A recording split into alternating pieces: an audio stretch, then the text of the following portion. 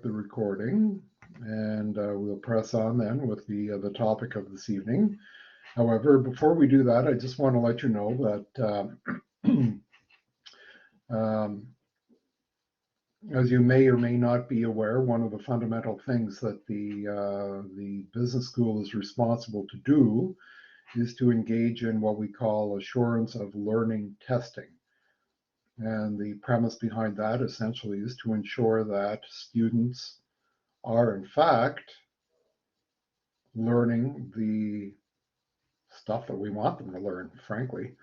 And so accordingly, as you know from our first page in our course outline, there are learning objectives that are articulated for this course that are designed to be supportive of the overall program learning objectives. So at any rate, there is what we call AOL, Assurance of Learning, and there's a learning outcome, learning objective that we need to fulfill. And so anyway, the courses vary as to what course will be designated to test AOL. And our course has been selected apparently to do it. So therefore, we will do that. Now, normally the testing occurs during an exam setting, and having thought through it, I have chosen not to engage in exam questions designed to measure AOL. What I have chosen instead is to issue an assignment to you and remove some of the time pressures and exam stress tensions from you as you complete the assignment in this AOL testing. So all that to say that on Wednesday morning, I will unmask in Blackboard and make available to you basically two documents. One is a set of instructions that requires you to step into the shoes of a supervisor based on a very short scenario that I designed and wrote this weekend.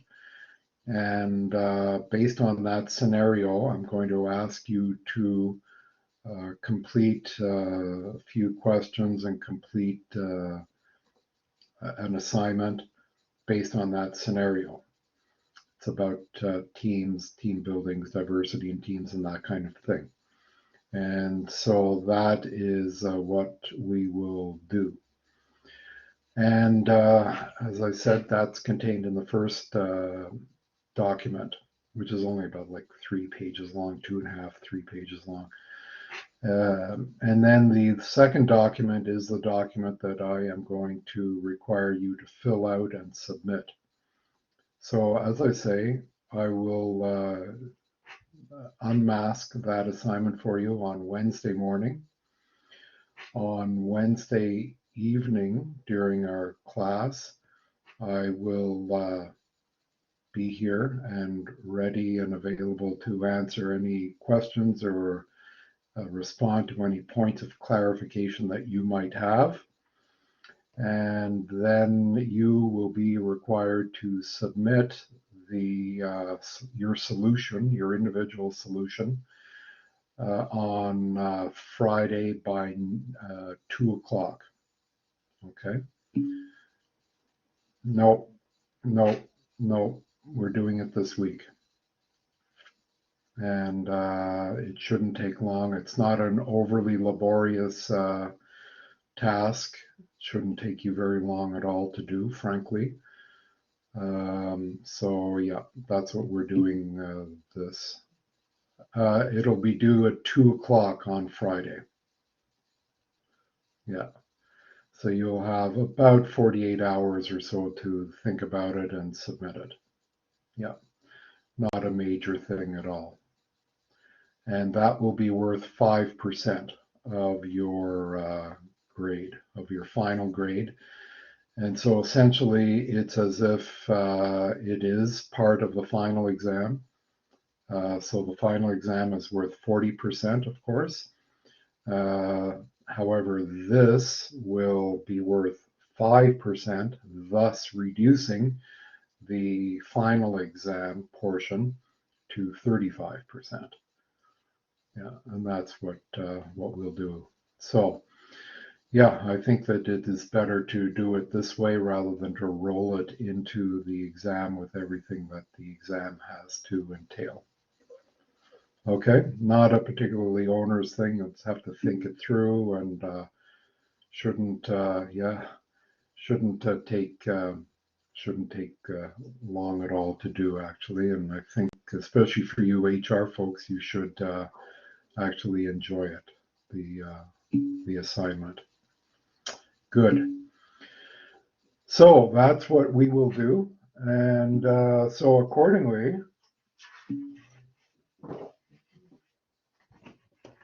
And so accordingly, well, the exam grade, no, I don't give exam participation grades before exam and do all that kind of stuff. I do that after the exam. That's the last thing that I do, by the way. And frankly, if you're wondering about your participation, simply just look at the rubric that is exceptionally detailed within the course outline. And you can basically, if you look at it objectively and honestly, you would be able to formulate your own participation grade, actually. So yeah, it's all indicated in the rubric. So have a look at that, Mingy, if you're not sure, and answer that for yourself objectively, and that will yield your participation grade. But at any rate, next class, we have strategic marketing process and social media applications, and that topic area that is scheduled. So therefore, we will not be doing that topic area. I've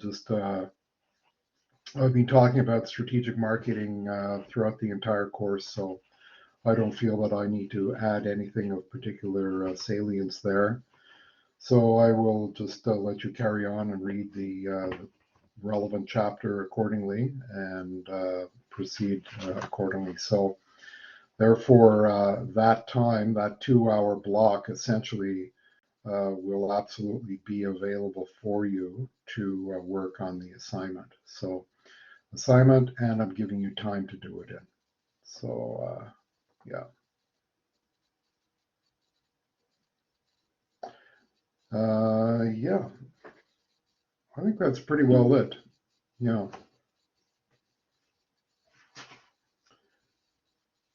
Yeah, that's, I think, pretty well what I had wanted to say. I was going to say all that at the back end of today's class, but as I refer to my notes here, I think I have pretty well, yep, that's it. So I'll remind you of all this again, but at any rate, there it is. Any questions so far?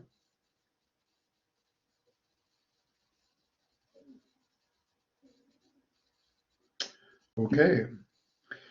All right. So at any rate, then let's carry on then with the topic of tonight, which is service, right? Service marketing. Very important topic area here. Service marketing. Certainly, from my perspective, it's something that fascinates me. I mean, this is a major stream of research for me, service marketing, and I really consider myself a service marketer. And so this is certainly a very important area, both globally at a macro level, and certainly for me, humbly, as from a professional and a personal perspective. So, yeah, service marketing, very interesting. I mean, much of the world's economy, in fact, is dominated by services, frankly. I mean, when you look at services and the service domain from a macroeconomic perspective, I mean, we know that certainly in Canada, 78% of our labor force, frankly, is employed within the service domain. We know that over 70% of our GDP arises from service. So it's very substantial. And also we know that almost half, over 45% of the average family household spending, in fact, occurs within the service domain. So they spend like half of their household income on services. We also see that about 1/3 or 33, 34% or so of exports from this country are services. So this is a very, very important domain here.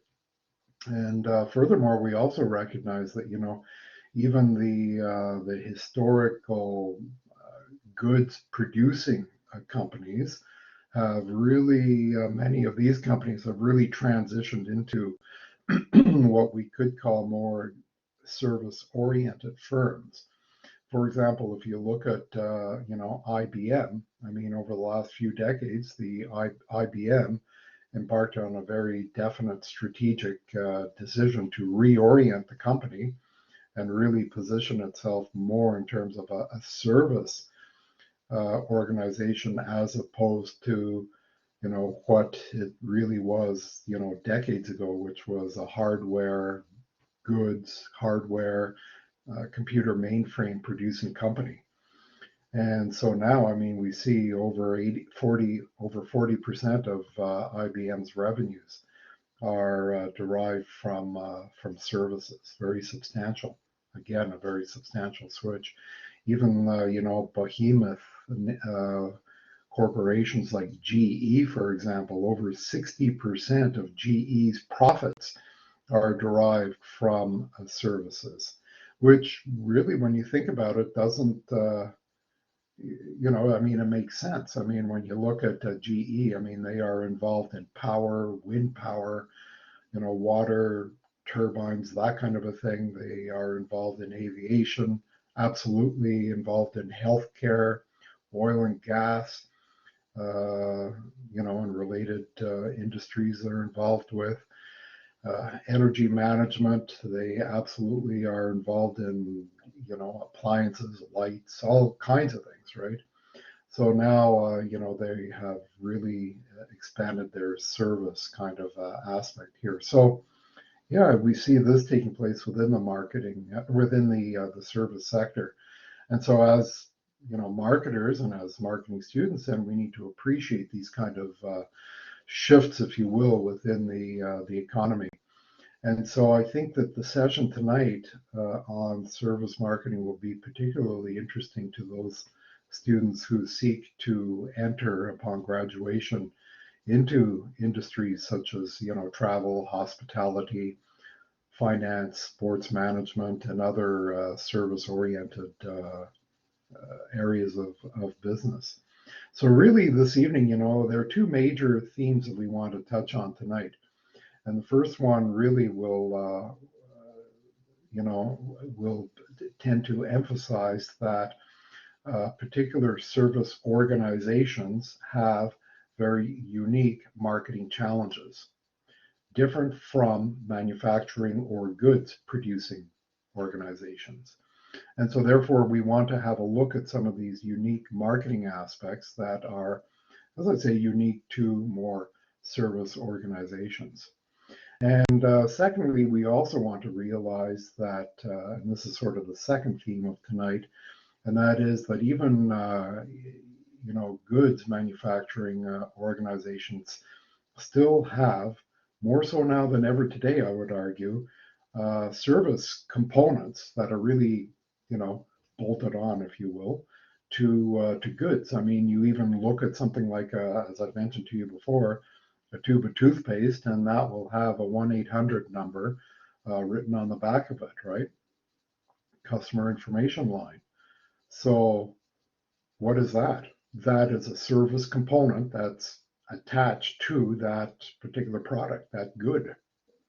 So we have that going on, right? We also have other service add-ons, warranties, extended warranties, et cetera, right? These are all service components associated with goods, right? So the product then becomes very complex, one might say. So this is the kind of thinking then that we want to apply tonight. And this is really the the topic area. So specifically then, where are we in our overall marketing strategy? Well, you know what? We've pretty well gone through each one of these topic areas now. And of course, we're going to revisit that product piece, that P, product, down below. And here we recognize that we're going to focus on services, sorry. And we realize, of course, that a product can be a good and or a service, right? A good and or a service, right? And we call those products. So more specifically then, we will, as we do with every major topic area, start off and put a stake in the ground and clearly define exactly what we mean by services. And then we'll have a look at different frameworks to help us understand services.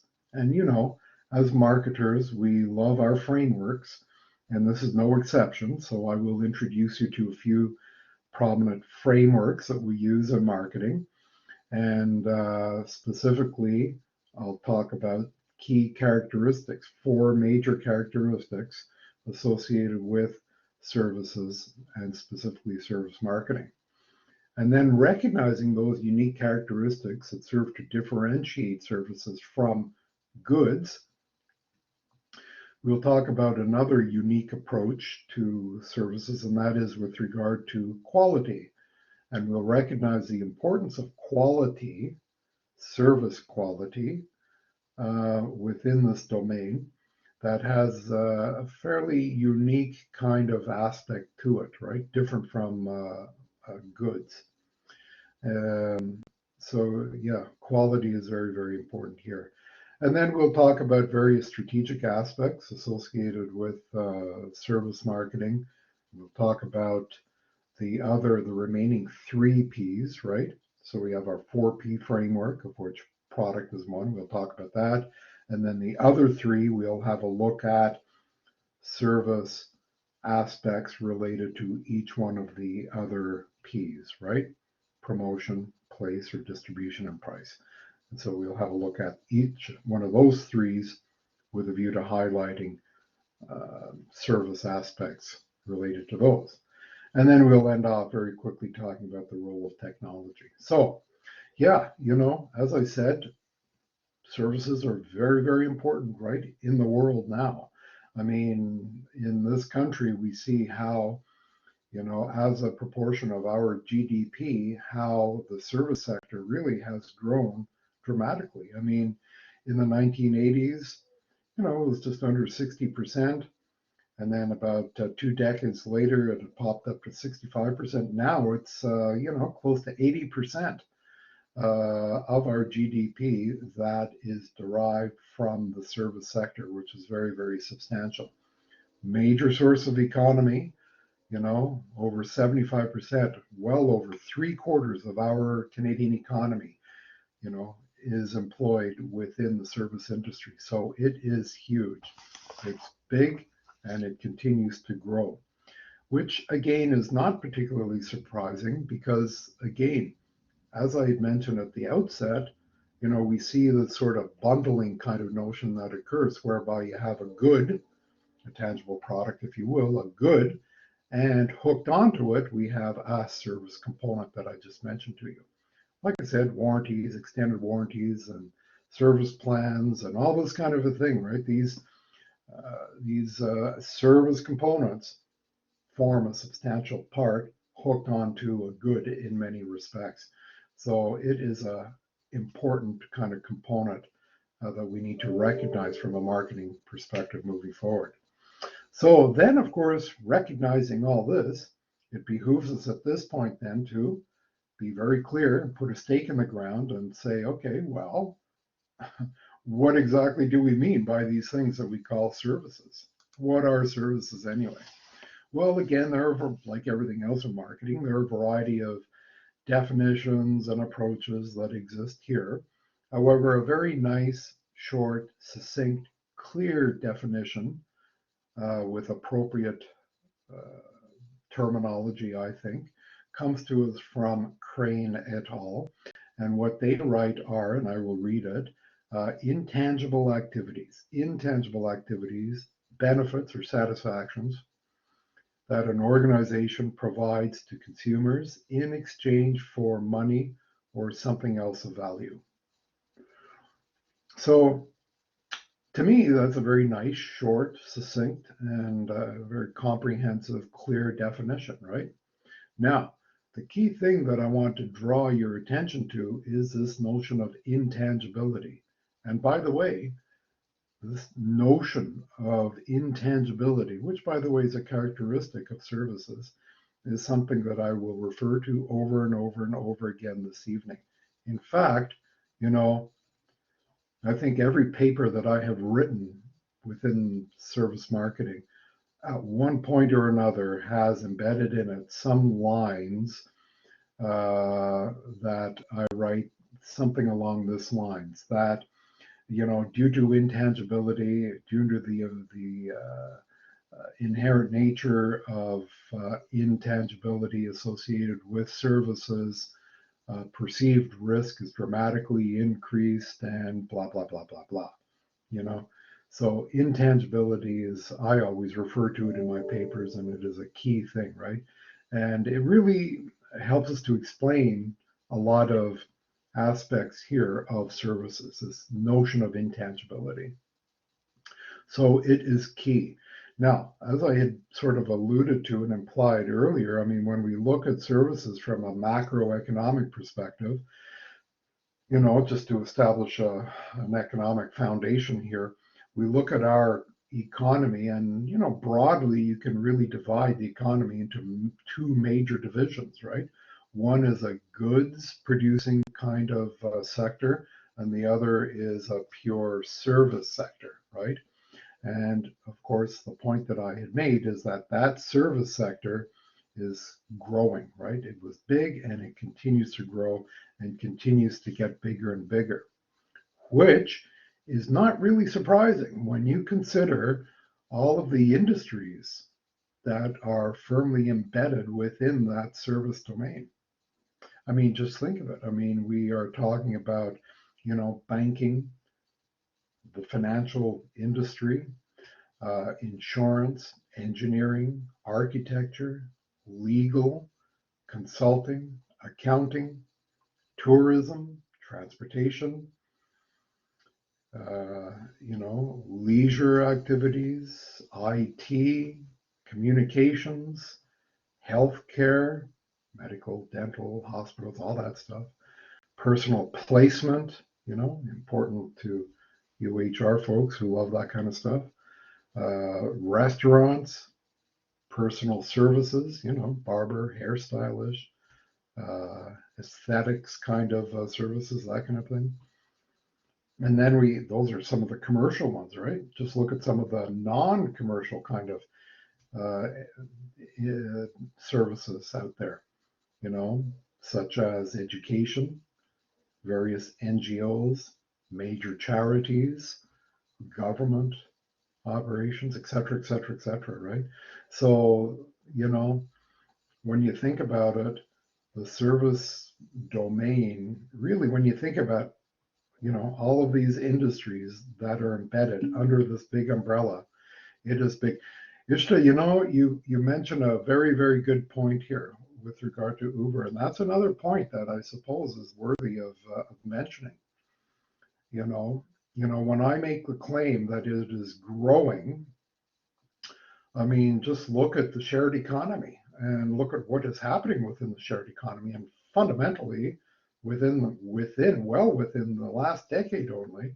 I mean, what have we seen? We've seen an explosive kind of an explosion of the shared economy. I mean, just look at the worldwide prevalence of Uber, Uber Eats, all the related Ubers, right? Uber Eats, for example, and the other delivery services. Just uh, look at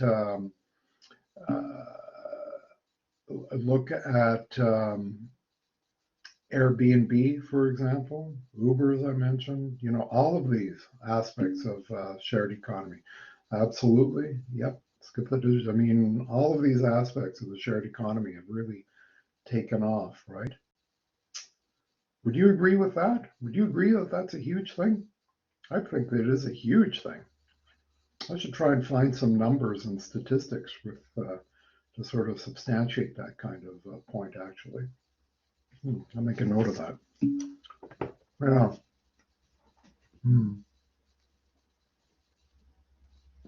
Let me just make a note of that. I'm going to do a little bit of research myself. Instacart,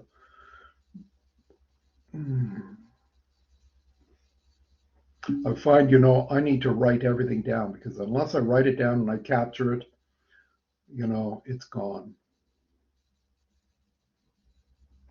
Thank you for being patient with me. Yeah. And you guys, if you see any stats or any kind of numbers like that, just flip them over to me too if you happen to come across any. Yeah. A number of years ago, I started writing a paper with one of my MBA students on the shared economy and marketing aspects associated with this. This is about 6 or 7 years ago, and I wanted to sort of move forward with that, but for various reasons, it just never happened. I still have an interest in the shared economy. At any rate, yeah, where were we? Big, and it is growing. Yes, it is. All those industries. Um, so when we look into services, then we want to, from a marketing perspective, we want to try to understand them. And like we do in everything else in marketing, we have a bunch of different frameworks, right? As you've seen within the course here. And of course, services is no exception. So there are a bunch of different frameworks that have been put forward. One that was popular, maybe a few decades ago, was what we called the 4I framework. The 4I framework there. And yeah, you don't see too much of the 4I framework per se anymore. Somebody has their speaker on. Peace. You have your speaker on, I think, or your mic on. So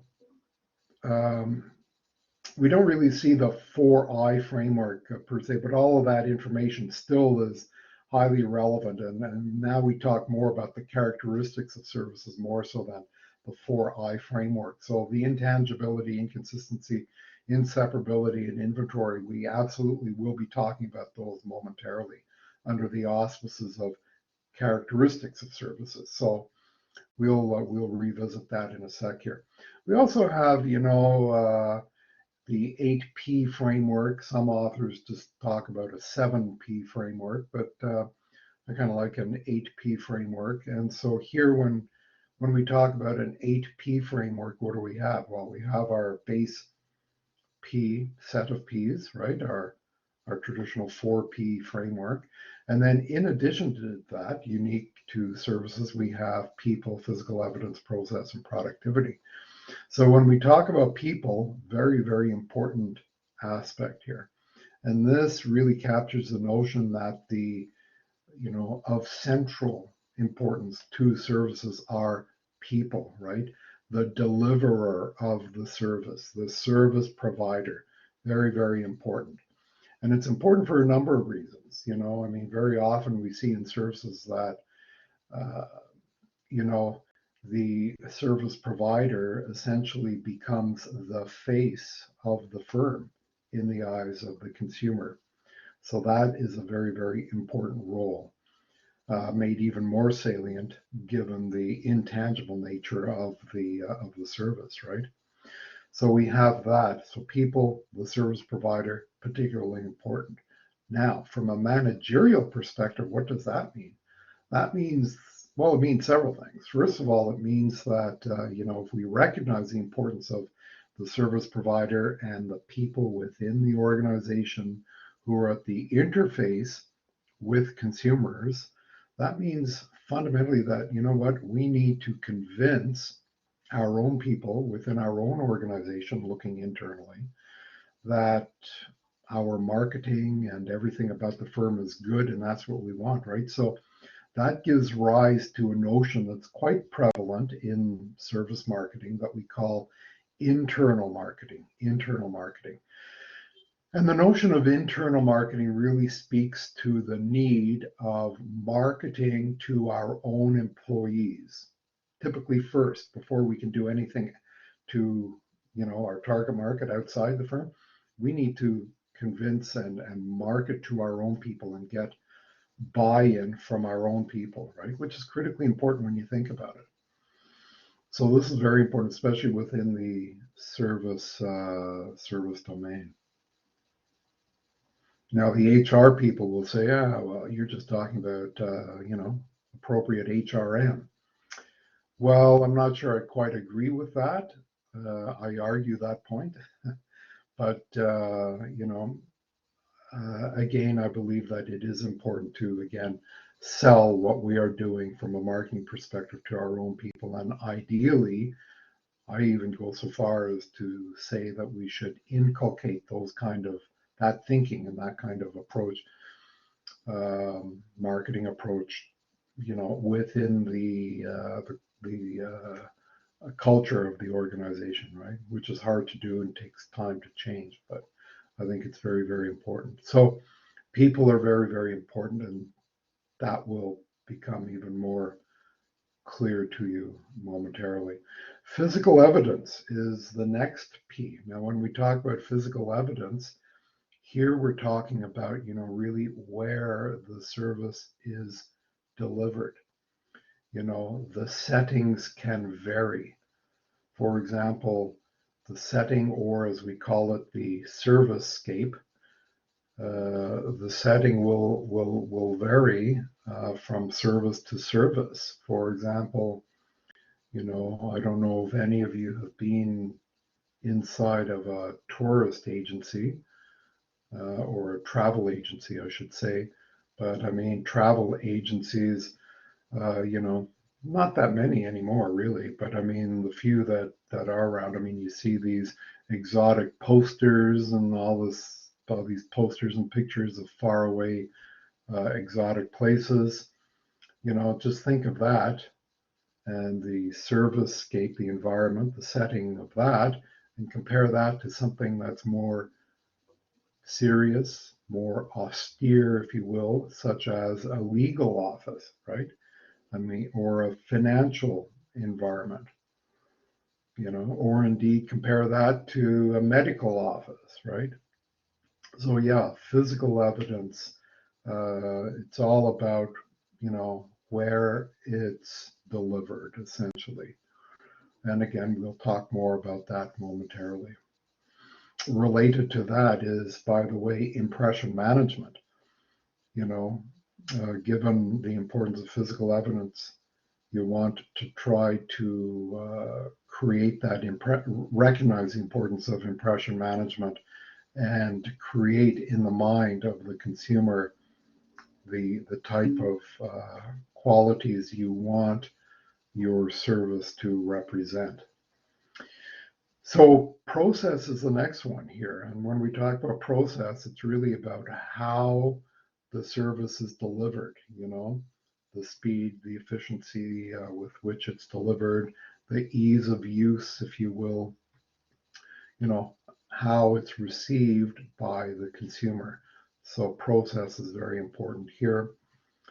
And by the way, in my 4th year service marketing course, we talk about, all of these aspects in, great detail over the course of a semester. So, when we talk about process, how it's delivered, again, related to, physical evidence, it's related to the service scape, and related to that is, all kinds of things such as queuing, just understanding various models for arranging queuing. If consumers have to line up in the organization, how can you line them up? What's the most appropriate way to line them up? What kind of sensory diversions can you offer them? How can you minimize the perception of wait time? How can you minimize wait time, et cetera, right? So these are all key, fairly major considerations that we consider under this sort of physical evidence and process umbrella that we talk about in my course, my 4th year course. Yeah, so process is very important, and productivity is also very important, right? Productivity, here we're talking primarily about capacity management, which is very important, right? In services, capacity management. We'll talk more about capacity management in a little while, but it's a critical aspect, right? And related to that are the different ways by which we as service marketers can manage capacity. How can we manage it? I mean, if you look at transportation, for example, laying on, well, let me put it this way, you can't just put extra seats in a bus. You can't just increase capacity in an airplane by putting in extra seats, right? There are very, very limited capacity aspects with transportation, right? And it's not easy always to just lay on an extra plane or an extra bus. So we're very constrained. So therefore, we have to manage capacity very, very closely. And you will remember that one of the major ways by which we can do that is through price, right? As we talked about, price discrimination, right? Peak versus off peak pricing. That's a primary lever by which we can manage capacity. And there are a whole bunch of other ways that we can do it also, but it's very important, right?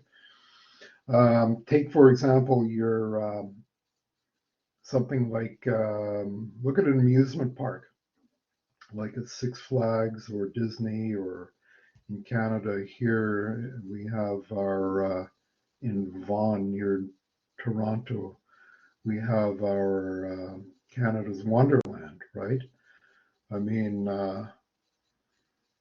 that these kind of theme parks, amusement parks, are, multi-billion-dollar capital investments. I mean, just think of these parks at some times being empty or having very, very few people in the parks paying money to get in and ride the rides. You know, I mean, here you conceivably could have this massive infrastructure, massive capacity, essentially just sitting there idle, right? So that to make the point that capacity management is very, very important to either stimulate it or not stimulate it. So important aspects here. So that then brings us to this notion then of key characteristics associated with services. And here we're talking about four major characteristics, okay? And here we can sort of embed that 4I framework that I was talking about before. So the first characteristic, as I mentioned to you, which is critical, I like to call it the mother of all characteristics here, is this notion of intangibility. Intangibility.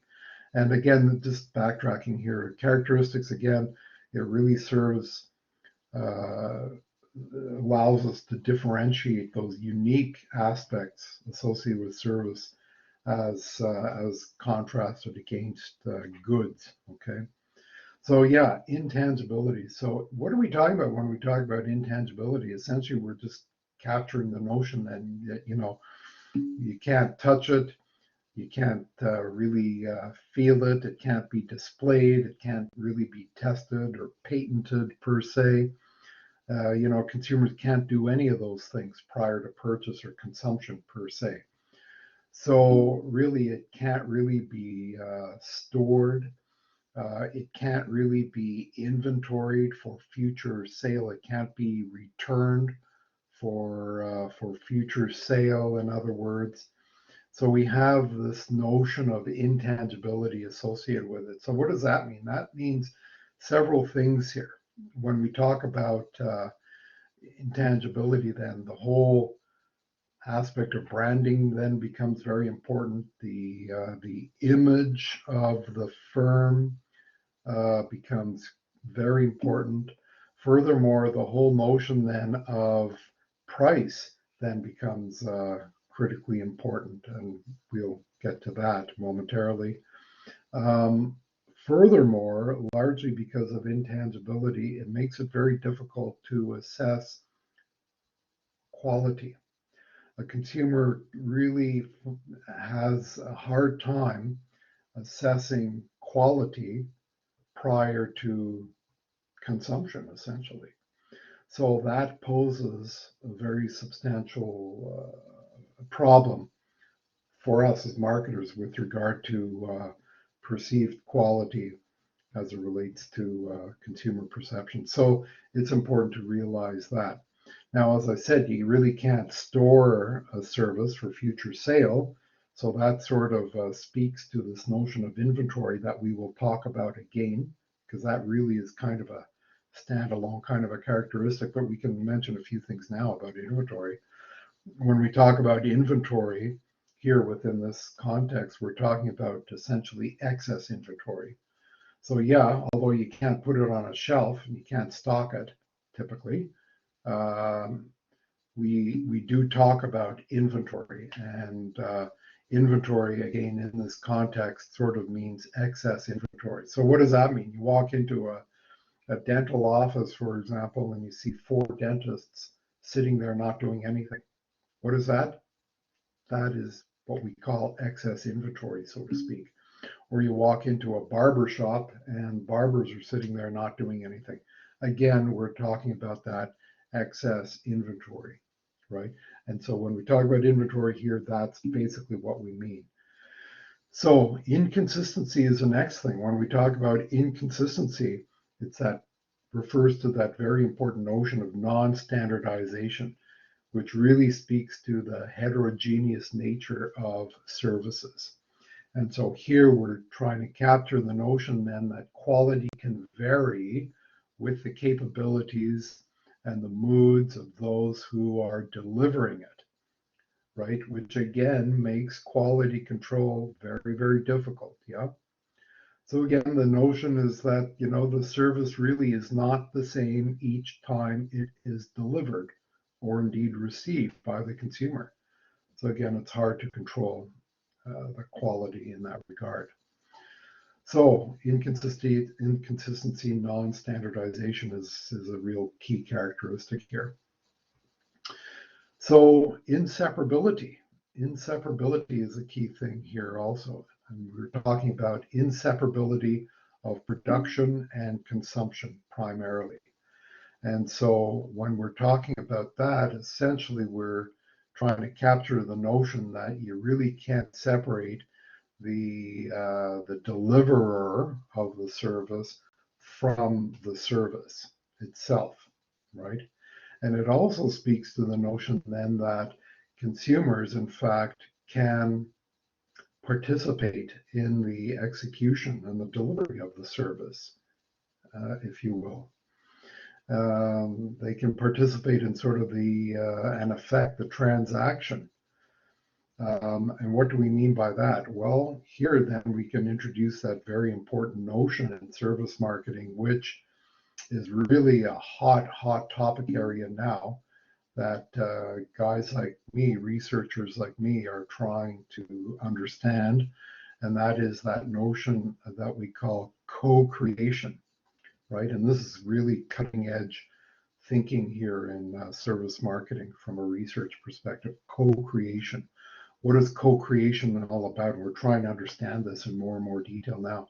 But essentially, it really speaks to how the consumer and the service deliverer can together create the service. So what would be an example of that? Well, you go in to get a haircut, for example, and you can say to the hairstylist, well, I think that I'd like maybe a little bit off here and a little bit off there, and I'd like to color it this way. And then she'll say, well, I think that's a good idea, but maybe you should think about, doing this or doing that, and, doing this and that. And so together, then you're essentially creating that service, right? And that at its core is the notion as we understand it now. And again, it's very new and sort of changing here.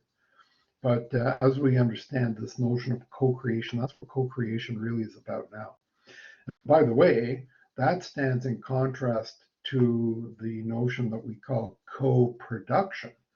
Co-production, on the other hand, standing in nuanced contrast to that, is more about how um, consumers can select options and alternatives, essentially. So if you go online to book, a cruise or a resort vacation or something, you could go through, a very comprehensive menu of options and select different ancillary food packages and beverage packages and different trips that you can take on a cruise, and different stopover packages, and different services and different associated products, and you can select all this kind of thing, right? And what is that? That basically is co-production. So there's a difference in co-production versus co-creation. Co-production, basically selecting, available options, if you will, versus co-creation, where you're physically creating something new with the service provider. So that's basically what we talk about there. So this notion then of inseparability is very important. Yeah. And this, as I say, co-creation, co-production, especially co-creation, this is really cutting edge thinking here within marketing research that, again, guys like me are trying to understand in more detail. And the last major characteristic then is inventory perishability, right? And so when we talk about perishability, again, within the domain of inventory, what are we talking about here? Well, it really is the recognition that goods can perish, right? Services, not so much. So again, it speaks to this notion of inventory, recognizing that yes, we do inventory. The word inventory is alive and well and used within services, but it has sort of a different kind of meaning here from goods. So like I said, inventory in this context, to a large extent, as I had implied before, it speaks to excess inventory. It speaks to sort of the carrying costs that certainly are more subjective, if you will, and related to idle production capacity, basically.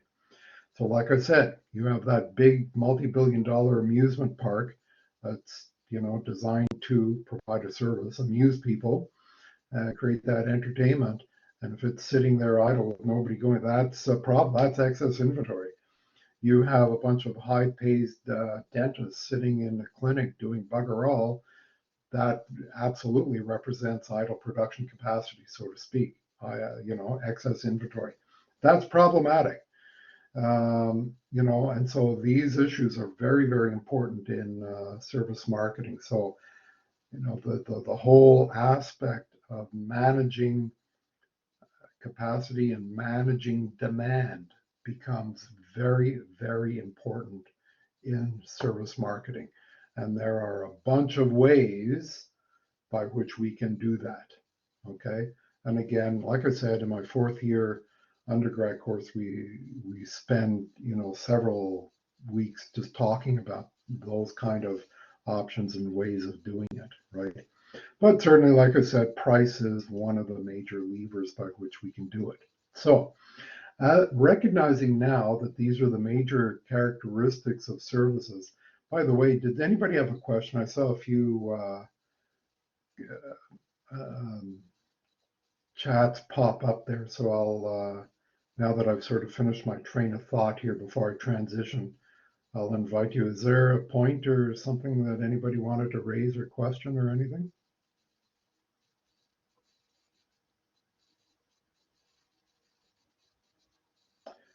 Okay, I'll take that as a no. So the next sort of thing that we want to think about then are sort of how better to sort of understand services, and we can do that by sort of looking at services as being sort of a product. And of course, as you know, goods are products. So we can have a look at products then as a whole, and we recognize that there are different ways by which, of course, we can evaluate products. And there are some features or attributes, if you will, of products that we can evaluate prior to consuming, and others, you really can't evaluate until after you've experienced them. And then sometimes even after you experience them and consume them, you really can't assess them. And so here then, recognizing that, it allows us to understand in more detail these types of attributes that we call search versus experience versus credence attributes. So search attributes are those attributes or those aspects of the product that you can really assess prior to purchase or consumption. you know? So if I am thinking about buying this pen, for example, you know what? I can try it out. I can play around with it, see if I like it or not. Before buying a truck or a car, I can take that car out and play around with it, check it out, see whether I like it. I can sit on a new motorcycle and decide whether I like that bike or not, whether it's comfortable, how much I like it. So what are we talking about here? We're talking about products then that are high in search attributes. In other words, we can evaluate these products based on them being high in search attributes. There are other products, on the other hand, that are, as we say, high in experience attributes. And here, these are attributes or aspects of the product then that can only really be assessed after you experience them, right? In other words, high in experience attributes. What would be something like that? Well, you can't really assess a restaurant, really, and the meal at a restaurant without really experiencing it, right? You can't really assess and evaluate a holiday resort without experiencing it, or a cruise without experiencing it per se. So these are products, for example, that are, as we say, high in experience attributes. And lastly, we have what we call credence attributes. And these are attributes that are, very difficult to evaluate. So the consumer really lacks the information necessary to make evaluations even after consumption. So hence, for these kind of products, we have to rely on the credibility, hence the word credence, credibility, of the service provider, right? Such as medical care, dental care, auto diagnosis, right? Even with these, very often, even after consuming it or experiencing the service, you're still not really sure, right? So you have to rely on the credibility of the service provider. And so therefore, to sort of illustrate the interplay of all these, there's a very popular kind of little diagram that you see in all the books, all the introductory marketing books, that look similar to this type of thing, right? So we can evaluate products based on a continuum, right? In terms of how easy it is to evaluate versus more difficult to evaluate pre-purchase. So here, for example, like I said, you have these kind of tangible goods that are high in search qualities or attributes. Like I said, you can try on clothing, evaluate jewelry, sit on a chair. You can figure all this out before buying it and consuming it, right? And of course, at the opposite end of the spectrum, like I said, medical, auto repair, some dental, you're still not sure, right? So you have to really defer to the credibility of the service provider, essentially. So yeah, this is a key way by which we can look at and gain a better appreciation of services here vis-a-vis more goods, so we can look at it that way. So given then the inherent intangible nature associated with services that I refer to, as I had mentioned, it poses substantial concerns and problems for us to overcome from a marketing perspective. And these problems, there's also, it also means, that these are problems for consumers, right? And so therefore, you really can't evaluate quality really uh, before purchase per se. You pretty well have to experience it. Service quality. And also, some services are remarkably high in credence attributes, also, thus making quality even more difficult. So, my point here then is that quality then becomes quite complex and difficult and problematic to assess and to evaluate here. So, it's very important then how we sort of understand perceived quality within the service domain. So here then, typically we see five major dimensions, if you will, of quality, aspects of quality, service quality within the service domain. First one is what we call reliability, right? And reliability is, yes, consistency, but here we adopt a little bit of a broader meaning and perspective of reliability here to include aspects of dependability and accuracy. So reliability is all about the dependability, the accuracy, and yes, the consistency associated with the service. So reliability is an important aspect here in terms of the performance of the service.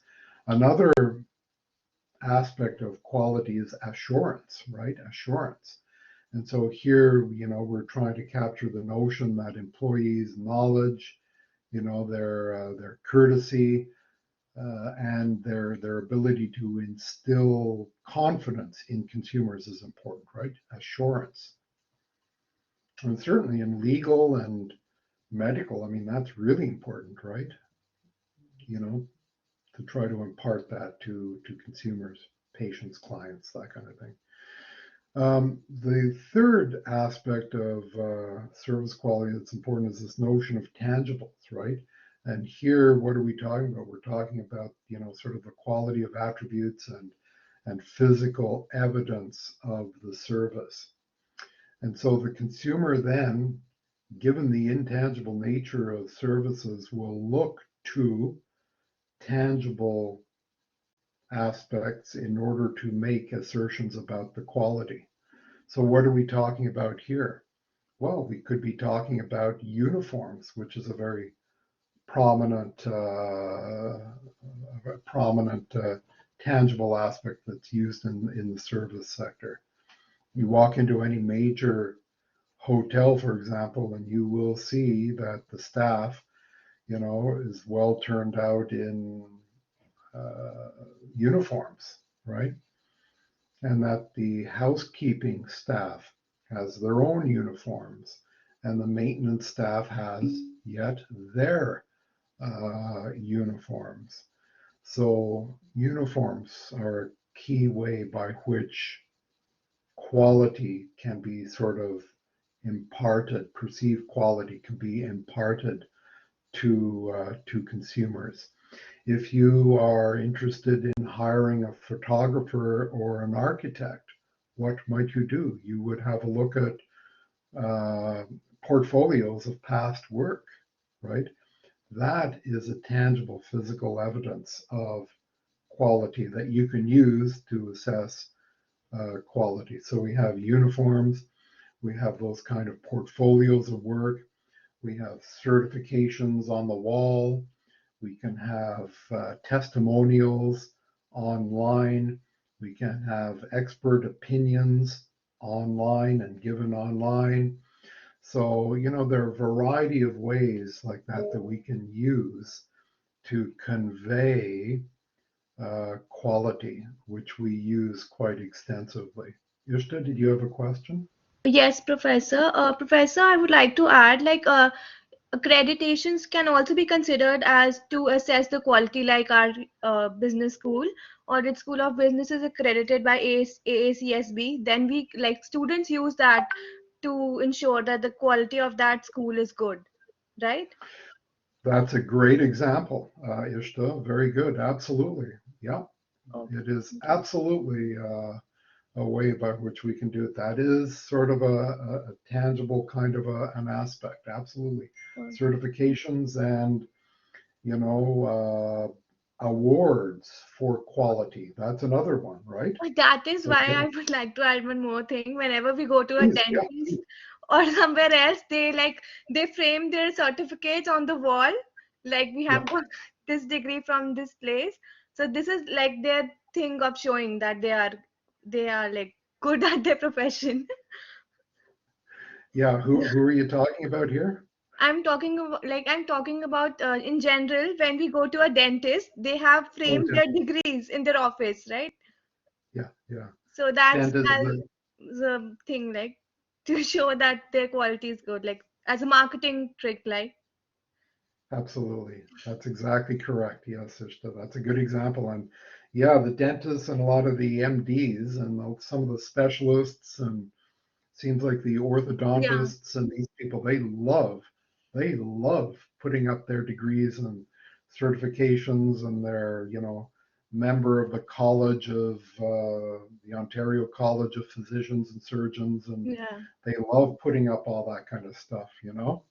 yeah. It's kind of in my opinion, and yes, absolutely, that what you say is 100% correct, and this is exactly the point that we're making, Isha. Yeah, well said. Thank you Thank for you. raising that. From my perspective, though, let me ask you this, Ishta. How do you find the fine line, Ishta? And I'm interested in your comment on this. How do you find sort of a fine line between humility and being humble, which frankly is a humanistic perspective I think is very important. And that's why I never put, like, I have numerous degrees and I never put any of that up on the Yeah, wall, right? Just because, I just want to sort of keep that to myself and sort of be humble about it, right? And low key. And that's the nature of my personality, right? I don't want to show off and do any of that type of stuff. But how do you sort of find sort of the fine line between conveying quality and conveying that sort of credibility that's implied with the certifications and the degrees, and sort of that human uh, desire to be humble? How do you do that? the fine Ishta? line, like I think Yeah. it is okay to show that like we can then trust that the person has required education to do that and qualities and knowledge to do perform that task, but if the person's actions should convey that humility, that they should not be that they should don't they should not have that attitude, like Ah, this is the fine line hmm. between that. Very good. Very good Yeah, thinking, Ishta. That's yeah. good. I like that. Yeah, yeah, yeah. That's a great answer. That's a great answer. Yeah, yeah. So what you're saying is that yes, it's okay to put It's it okay. up and convey it, but in terms of one's demeanor, don't be pompous. Have a humble How they demeanor. treat their how they treat their customers is Yeah, the way. Yeah, and put out sort of a humble vibe, yeah, right? yeah, Yeah, but yeah, and it is embedded in the personality too, though, right? yeah, So that's for sure. let me just pursue this for another minute here because I am very intrigued here. Would you not agree, though, that those people who, yeah, Sabita is true, yeah, it's how you talk and how you be, but but and the attitude, yeah, exactly. But wouldn't somebody who behaves in a humble way by virtue of their, and I'm not talking about an act here, I'm talking about an authentic humility. would they not in the first place be more low key about displaying their qualifications though in the first place though? I think yes. I don't know. I'm not sure. I'm not sure what the answer to that I question think they can be. It depends. is. What does it depend on? Because like the atmosphere is like that, that people would not like people would doubt their like talent to do that thing. So they need to show, right, that we are qualified to do that thing.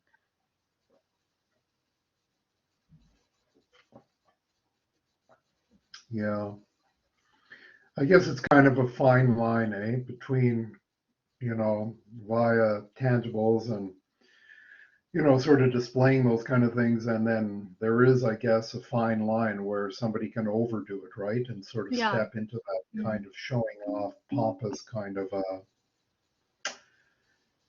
yeah, kind of thing. Yeah, good thinking though, Ishta. You raise very good points, so thank you for sharing that. I find it Thank you, very Professor. interesting. Diane, I've seen your name pop up in the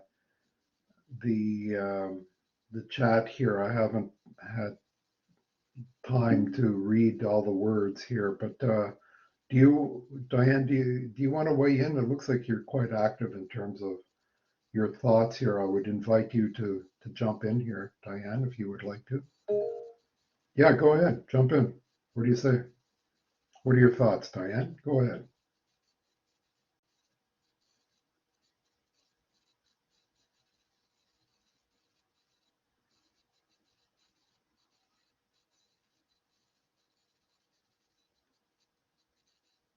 I'm not hearing anything from Diane. I've invited her to jump in, but I can't hear anything. I'm not sure what's going on with Diane. Nazia, go ahead. What do you Sorry. say? Hello. Yeah, Yep. Diane. Okay. Hello. So I Did was. I wake you up? Did Yep. I wake you up? Yep. Sorry. No, no, no. I was actually on mute. I didn't notice it. Yeah, I was Did you listening. nod off to sleep here? Am I waking you up? No, no, Professor. Having a little nap You're during our very, course? you're I actually hope. very energetic for me to be to feel sleepy. But yeah. I hope you're not having a little nap in our class here. That's No. not interesting. Okay. No napping allowed. No napping allowed. Yep. Never. Unless I'm allowed to have a nap. I'm allowed to have a nap, and you're not allowed to have a nap. Yeah. Actually, I was actually reflecting a while ago on what you Yeah, said about you were trying to you were actually posted a very interesting question about humility, and mm, those certificates that Ishta mentioned a while ago. The example that yeah, you mentioned, I'm not sure actually if has something to do with humility or what, because majority of all the clinics that I visited, they have those. yeah. Isn't really their intention is to really you brag about your credibility to gain customers, right? Because when you enter I and I wouldn't frame it in terms of bragging to gain Mhm. customers. I wouldn't say that, but I think it speaks to this very notion that we're talking about here, and that is for a very major, important service, which is Mhm. very, very important, like medical service, dental service, Yep. specialized dental, that kind of a thing. I think in their minds, I think it's very important for them to convey that credibility Yep. and that perceived quality to their patients. And Yes. so, it's with that in mind. That is the intention of them putting up this kind of a Yep. thing. Yep. So it squarely fits within this notion of tangibles here. And by the way, I should also say, when I've given executive education seminars, which I did, in fact, last year at this time in December to uh, medical communities here. There are numerous MDs and specialists and that kind of thing. When I talked about service quality, and in fact, last year I did an entire seminar just on service quality in the medical domain. And it's consistent here with what I am hearing from MDs also, by the way. Okay.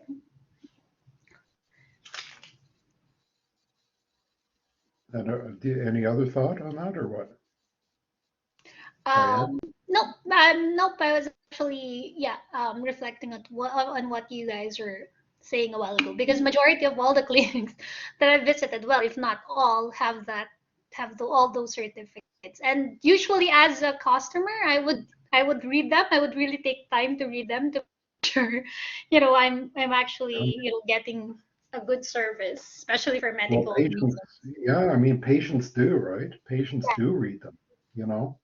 Patients do look at them and read them and suitably are impressed. So I guess, within that domain, like I said, it's sort of an acceptable practice, right? So, yeah, yeah. Nazia, did you have a point to raise? Your hand is up. Hello, Professor. Can you hear me? Hi. Yes, thank you, Nazia. Hi, Professor. I just think that whether showing your credibility is bragging or um, reinstating your reliability or giving people assurance kind of depends on the industry you operate on. Yeah, Uh, yeah. like some industries require more word of mouth advertising and stuff like that. Uh, so I guess some people would prefer that. And also another point about whether it being ethical or not.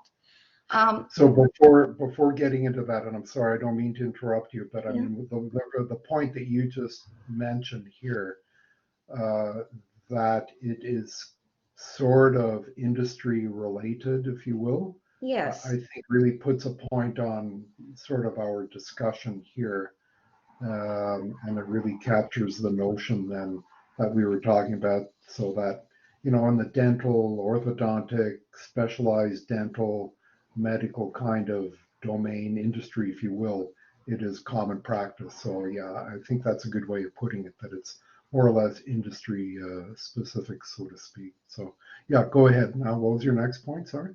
No, I was just going to give an example Yeah, please. for example, as you said, the dental and medical industry is one way.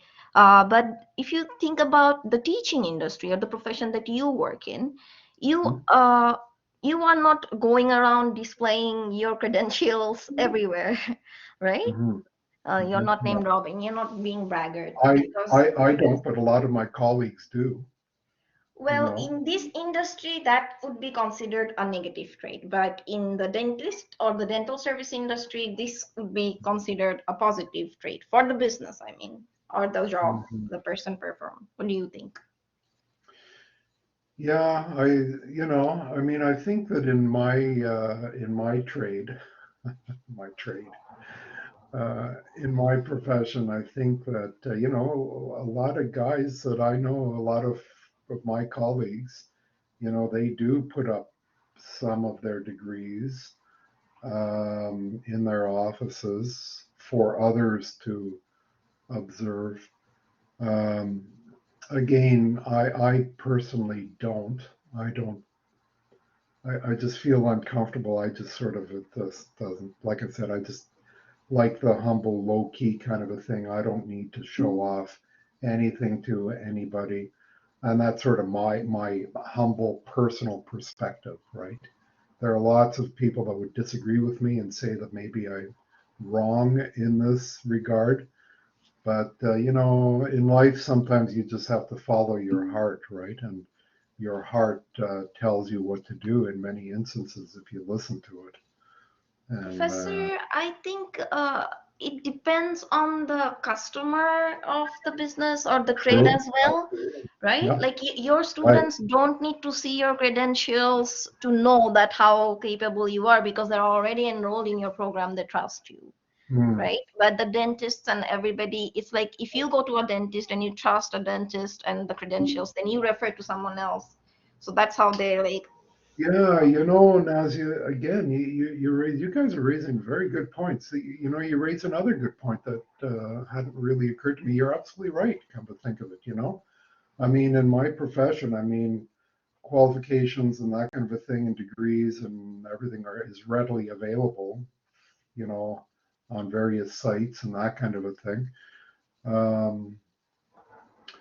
Whereas, yeah, the actual qualifications of, say, an MD or a dentist really are not available on a, a website per se, a university website, or things like that. So they pretty well have to convey that kind of information in their office using the tangibles that we're talking about, right? So yeah, you're quite right, come to think of it.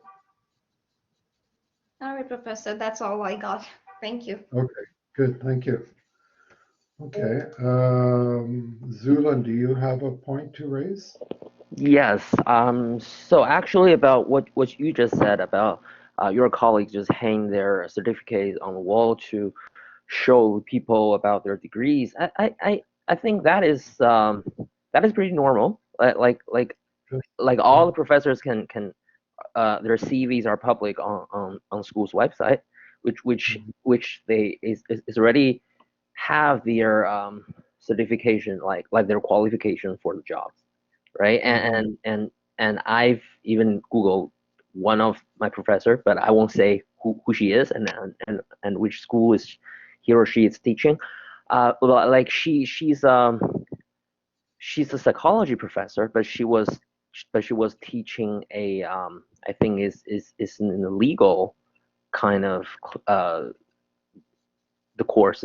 So I will think if a psychology uh, like degree like if a people have a psychology degree to teach a law course that's you know you will give the student like some like awkwardness. So I think that's just a way to show people like what my qualification is to hang the degrees on the wall. Just let their student have the confidence on them. Mm. Yep, valid point. What you raise is very valid, and I would not dispute that. Yeah, fair enough. Yeah, good. Thank you for sharing that. Yeah.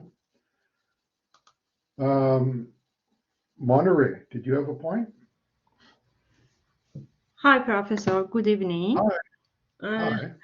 actually, I want to, as many of our classmates mentioned, it really depends on the industry. I just want to say an example. For example, for many of immigrants that want to immigrant in Canada, they have to consult with a lawyer. And for example, in my country, it's very important that that lawyer be uh, be a member of ICCRC in Canada, which means that they legally allowed to consult these migrants. So for those for this such industry, it's really important, for example, to all migrants know that they have that certificate, and when they want to see that certificate in order to search in website in Canada, because these such industries, many people just mention that they have that certificate, but honestly they don't. So for those especially industries, it's very important, and many of them have that certificate on the wall in order to be their client be sure that yes, they are legally eligible to consult and you know uh, give some idea and some points to their customer. So for Yeah, those of them, it's really important. yeah. I mean, you raise a very good point. I mean, there are those professions that might well be professionally bound Yeah, from a regulatory perspective to display their, bar membership in the law profession or whatever. Perhaps I don't know. I don't know if it's entirely possible. So the point that you raise, I think, is very valid. Actually, yeah. yeah. Especially the cost of this lawyer is really high. Mhm. So people want to be sure that is it true or not. Very good point, Monterey. Very good point. Yeah, for sure. Thank you. Yeah, Thank thank you. you. Thank you for sharing that. Yeah, very good. Yeah, Majobin, go ahead. Hello, Professor. Hi. So I just wanted to add that in my country, most of my faculties, have their degrees and especially their achievements as researchers.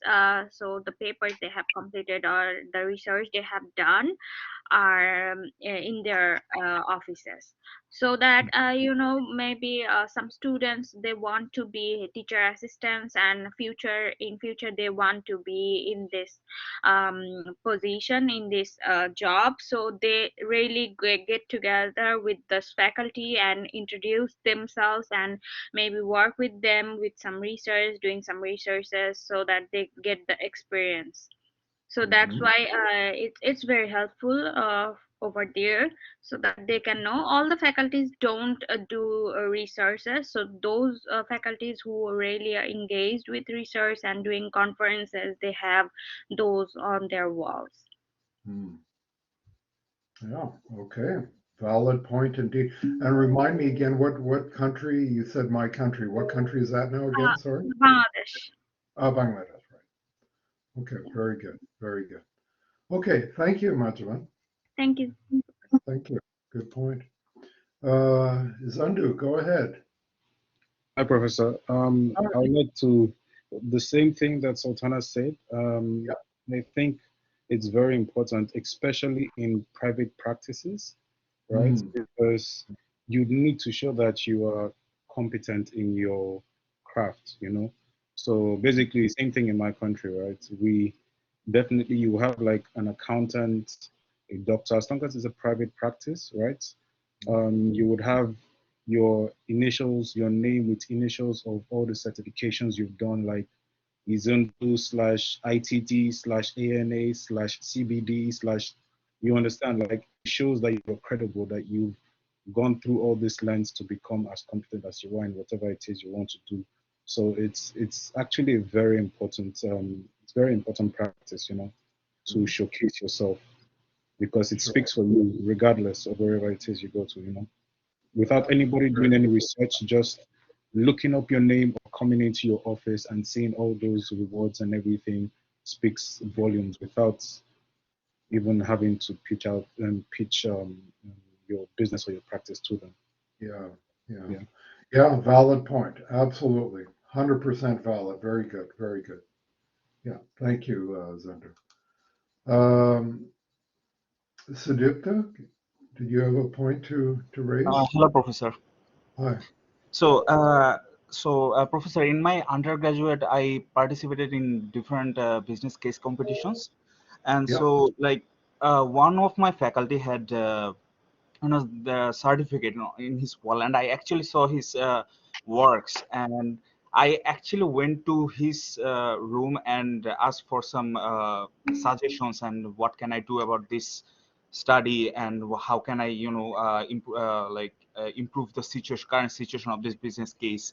And it actually helped me out. But Professor, we're talking about the humbleness and the showing off things. Yep. So I think, like, it's all about, like I said before, it's all about talking and how you are interacting with people and how you are um, greeting other people's, right? And that actually makes you humble, the behavior and the way you talk and the way you act. So it doesn't, I don't think it does that much.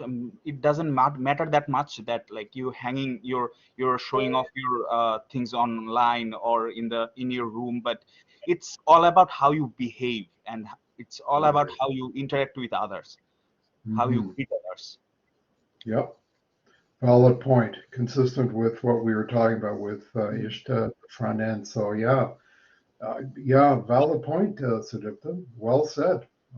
Yeah, Thank you, yeah, Professor. yeah. Very good. Very good points, you guys. Thank you. Um, okay, we'll hear from Yi Hang, and then yeah, and then we need to carry on here very quickly. Otherwise, we're going to run out of time here, and I don't want to rush too much. So, Yi Hang, do you want to go? Hello, Professor. Go. Oh, Hi. thank you. I'm really lucky. Hi. Okay. I would like to Well, share some I'm comments lucky because because I'm going to listen to what you're going to say. So go ahead. Uh, because my father is a lawyer and he is a director of the law firm, and I'm also I'm also in charge of the recruiting. We are trying to improve our service quality, and we are trying to move from just the normal lawsuits change to like customer with higher value. So in recruiting, we're trying to hire a lawyer as a candidate with some other industry experience. Uh, and because sometimes we are talking with entrepreneurs and they are very well experienced. So if our lawyers can have another industry experience, some of them like the vice president of a group company, and some from like insurance company, they have the experience of the internal operating of the industry, I have to say. Uh, so I believe that's really important, and we can combine it together and to improve our service quality to our customer. Fair enough. Good points. Thank you. Thank you, Thank you. Yang.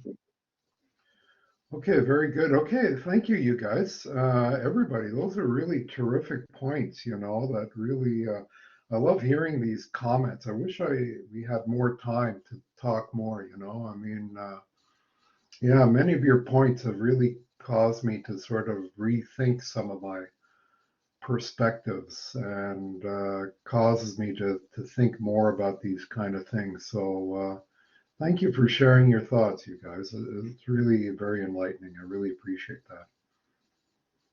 And it just reinforces what I always say, that so often I can learn so much from my students. And this is just a classic case here. So yeah, well done. Okay, so let's carry on here. I don't want to rush too much, and I don't want to run out of time here. So let me pick up the pace here. So tangibles. Okay, so we get that. Okay, empathy. Empathy is another key aspect here, a key dimension of service quality. And so here, essentially, when we talk about empathy, we're talking about that attention to customers, right? Which is very important. Relatedly, we also have this notion of responsiveness here. And essentially, we're talking about the ability of the service provider to respond to customer needs on a timely basis, essentially. So that's what responsiveness is about. So we have these 5 major dimensions of service quality, right, that we accept as being these major dimensions here within this domain. So service quality, very important. So how can we sort of conceptualize it and understand it in more detail? Well, you will remember when we talked about satisfaction. To help us understand and conceptualize satisfaction, we talked about that notion that we call expectation theory, which really has at its core that confirmation disconfirmation paradigm, right? Where we compare outcome to expectations. Same kind of thing here. It's the analogous situation here. So when we talk about service quality, it really is about comparing the expectations of quality to the actual outcome or the experienced service quality. So the consumer then will have that kind of a comparison going on also. So it's the same kind of a thing, right? If we have those expectations that are exceeded, it's a good thing, right? We have that high level of perceived quality. If those expectations are, disappointed, let down, we have poor service quality that is perceived here. Same analogous kind of a situation, right? So we have a bunch of things playing into this, right? Perceptions in terms of service quality plays into it. Our needs affect expectations, experience with the past service provider will play into expectations and all these kind of things, right? So therefore, from a marketing perspective, like always, it's critically important for us then to very carefully manage expectations. As you might remember, I asked you facetiously in a past class, Do we always want to raise expectations as high as possible? And the answer is certainly no. We don't want to raise expectations as high as possible. Why? Because we might not be able to meet or surpass those expectations, right? So it's very important then that we manage expectations very, very carefully, right? And so we recognize then that, yes, we have, expected service quality, which of course our expectations, of course, feed into those expectations based on, word of mouth, past experience, that kind of a thing. And then, of course, we have our experience quality. And we also have other things feeding into the overall experience quality, right? Like the image, the brand image, the image of the service provider, the quality, if you will, functional quality, the technical quality, etc., right? So just modeled out in a graphical kind of a representation, everything that I just said essentially is captured here, right? And this is nothing new. This is nothing more than expectation theory, okay? So again, we have that at its core, the comparison between expectations and the outcome, right? And so we have that, the result of that comparison, which will result in overall perceived quality, so to speak. So, when we have this comparison between outcome and expectations, some discrepancies can exist, right? Obviously. And so in service marketing here, we talk about the gaps. We use that word, gaps, which can sort of arise. And those gaps are those discrepancies, right, between expectations and experience. And we realize from a consumer psychological perspective, and you know this because I've mentioned this several times, that those negative aspects, weigh more heavily on the mind of the consumer. They loom larger in the mind of the consumer than those positive disconfirmations or those positive things, right? So what does that mean? That means we really, really want to avoid those negative perceptions in the mind of the consumer, negative perceived quality, so to speak. We don't want to disappoint the consumer. They will spread negative word of mouth, and it is a bad thing. And we know that those negative things loom larger because of that psychological concept of loss aversion that we have spoken about.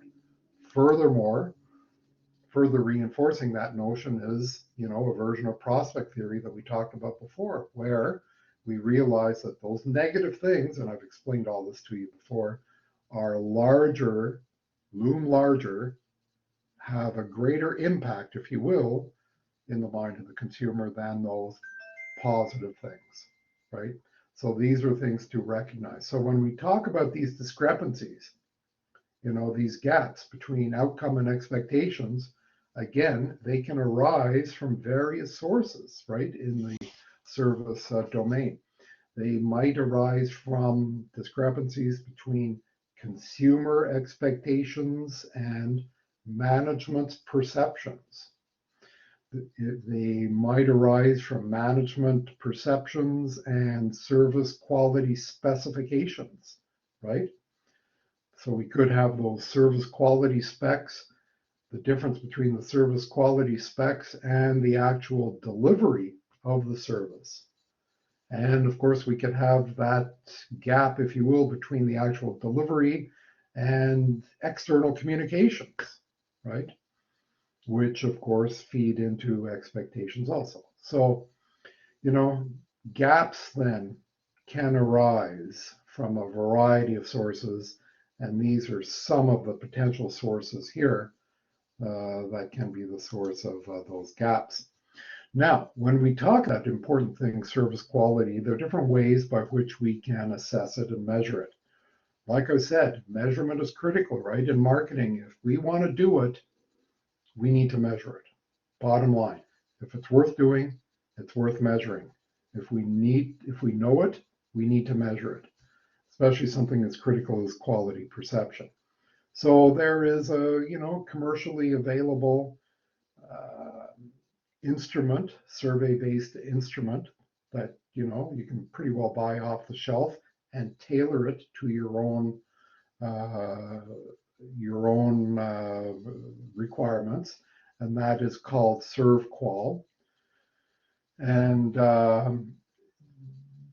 ServQual can, as I say, be tailored, and it basically measures those 5 key dimensions that we talked about before.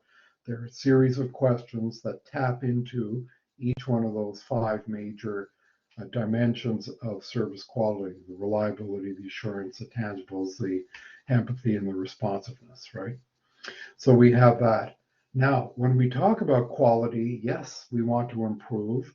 And yes, it's important to measure it and monitor it, critically important. But we realize that we need to be realistic about it. The way that we want to conceive of investments in quality are basically the same way as we think about advertising. We want to think about it in terms of an investment and not an expenditure. That is, we invest resources, effort, money into quality with a view to getting a bigger return out of it, the back end. So yes, we want to realize that it's an investment. It is possible to overspend on aspects of quality. So we need to be very, very deliberate and judicious with regard to the areas of quality improvement that we choose to focus on here. And ServQual can help us identify those areas. So yeah, the key strategic aspect here, and this sounds like a good exam question, doesn't it? What is one of the major strategic issues that face us as service marketers? Maybe you might see that again in the future. But the key thing here is intangibility is the major strategic challenge. In other words, how to tangibilize something that is intangible, and we talked about some of the tangibles here and tangible evidence, physical evidence. This really speaks to that fundamental strategic issue here that we're continually faced with in marketing, how to tangibilize it. And like we talked about, right? There are all kinds of certificates, there are reminders of service excellence, certifications, portfolios, etc., all with a view to trying to reduce perceived risk and enhance the overall credibility of the service provider. Now, when we talk about service marketing here, we realize that, within the service domain, in many, many instances, there are relatively low barriers to entry. And here, I'm not talking about some of the high-end, like medical, dental kind of, or law, or some of the high-end professions. I'm talking about the general service sector. Generally speaking, there are fairly low barriers to entry. I could set up a lawn care business quite easily. In other words, when we talk about low barriers to entry here, we're sort of capturing the notion that not all facilities need to necessarily be in place before taking on clients, essentially, or customers. So when we see then these low barriers to entry are in place, it results in some key things, right? It'll basically invite the competition into the market, as Porter suggests, by the way, in his 5-force model. It'll create more competition. In turn, will result in more customer switching. It in turn could result in higher employee turnover as employees go from one provider to another. And ultimately, it could result in reduced profits, right? So we need to be careful about this low barrier notion here. Certainly, how do we address this? Well, from a marketing perspective, what we want to do then is to sort of differentiate our service from the competition. And that's how we really compete here. We want to focus on differentiating our service from the competition. We can do that in a variety of ways, right? We can emphasize one or more dimensions of service quality that we talked about. So we can really focus on that. We could focus on a value, value added features in the overall value chain, recognizing that the consumer, when they go to purchase the service, really they're purchasing the entire experience. So you go to get your car fixed, you go into a very comfortable sitting room where there's TV, free internet, coffee, eats, comfortable chairs, magazines, all these kind of things, right? A beautiful, comfortable environment. Well, the consumer is purchasing that entire experience, right? And so that is a way then by which we can differentiate ourselves also in addition to those. So we need to realize that, right? If we seek to differentiate ourselves. So yeah, we have these different professional services really that are highly dependent on their employees. So therefore that means that, training, education of employees is particularly important, right? Because they're at the interface with customers. So it's important to realize that. And for those technical services, really, the firm's reputation and the integrity really are at stake. So it's very, very important. And it's related to brand building and relationship management, as we have spoken about before.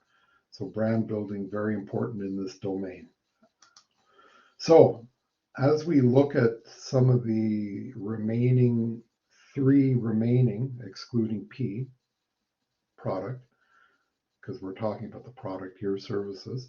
So we can look at three key Ps out of our 4P framework and look at key service related aspects associated with them, starting off with place or channels of distribution. So if we look at place here, really, we recognize that physical distribution for services doesn't really work the same way as it works for goods. There is no physical distribution per se, but there is distribution, as we talked about during our session on channels of distribution, right? And so largely, we engage in different types of approaches, such as franchising. We talked about that. Agents and brokers can be involved. Electronic channels, right? We've already talked about how the internet really has become a channel for, transportation service, for example, and others.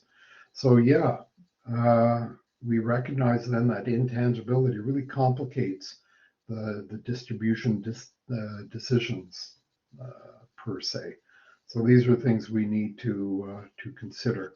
We recognize, by the way, that when we talk about distribution, it's all about arranging a channel structure that's ultimately intended to bring the customer and the service provider together, essentially, right?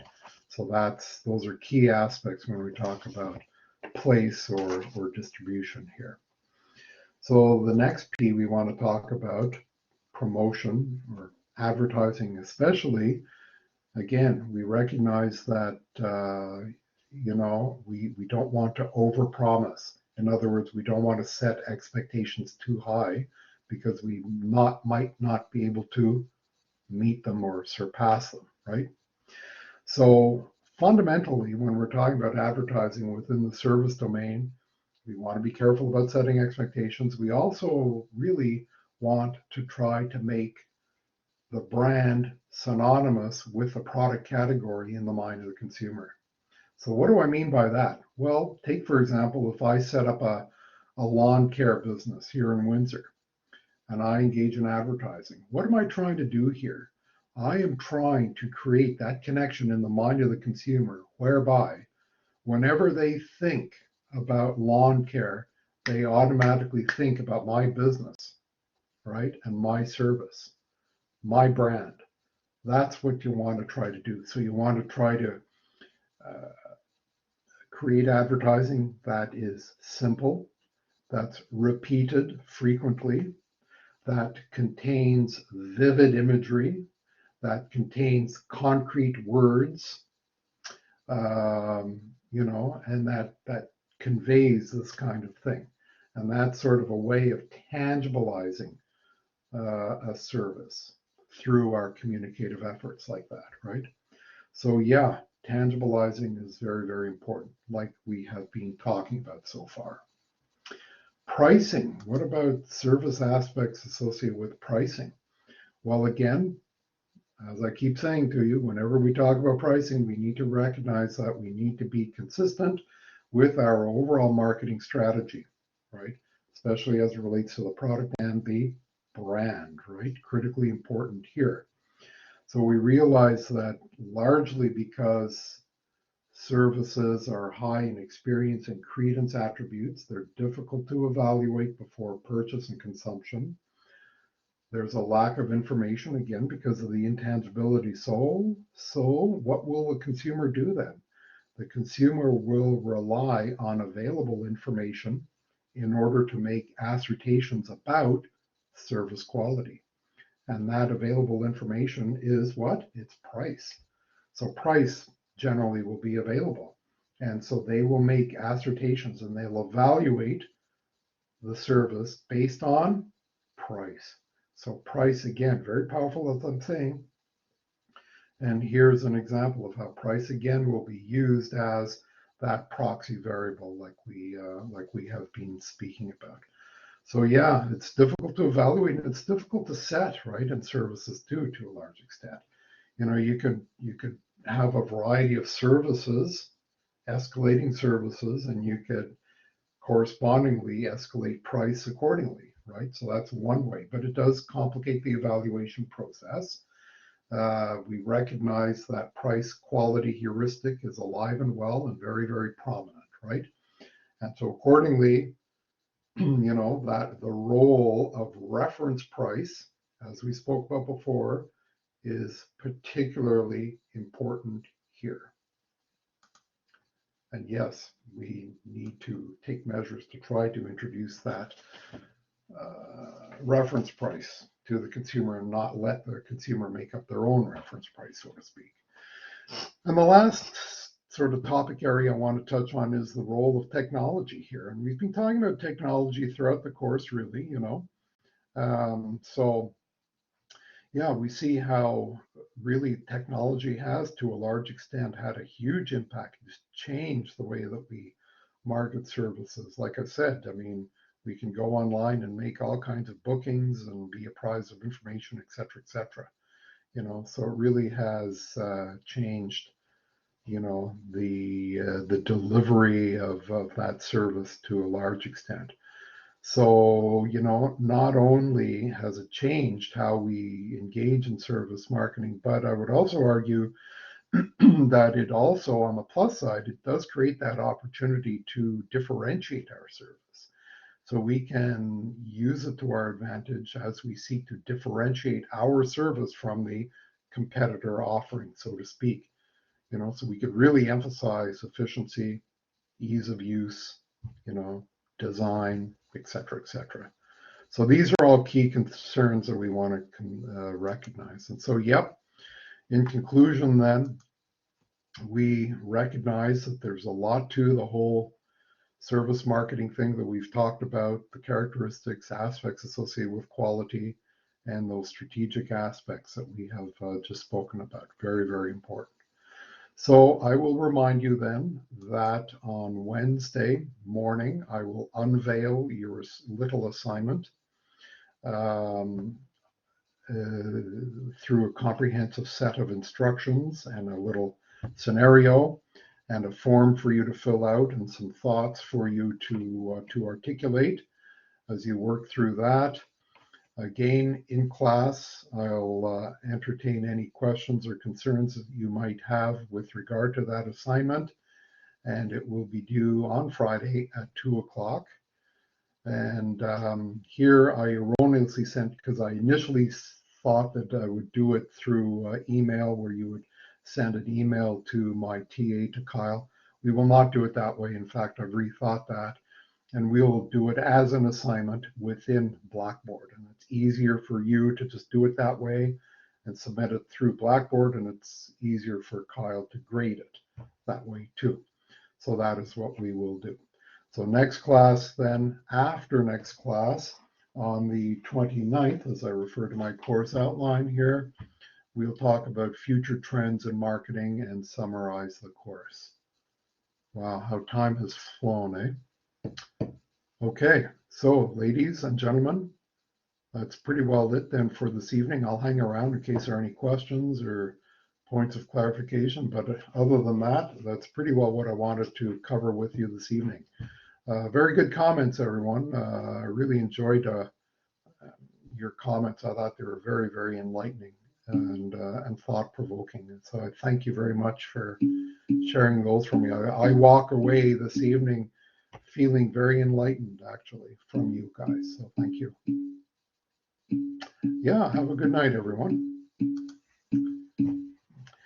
Have a good evening. Thank you, everyone. Have a good night.